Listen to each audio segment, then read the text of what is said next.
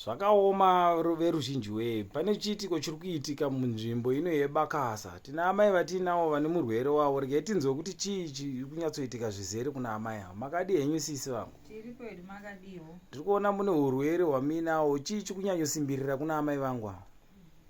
Kuna amai ndingangoti urwere huripo zvechokwadi. Asi matangira akaita urwere hwakatanga pakashaya baba.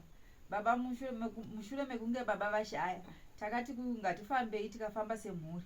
Tafamba semhuri ndo patakanzi reururai, taenda kwa sekuru kwatakaenda. Amai vakaramba kureurura, vamwe vese tikareurura. Tapedza kureurura ndo baba sekuru vati ndakukupai hoko yangu. Nekuti pakati penyu ipapapa ndo pane munzwa uri mundovi. Ndo patapiwa hoko yatakapiwa, ndo patanoroverera sekuudzwa kwatataita nasekuru.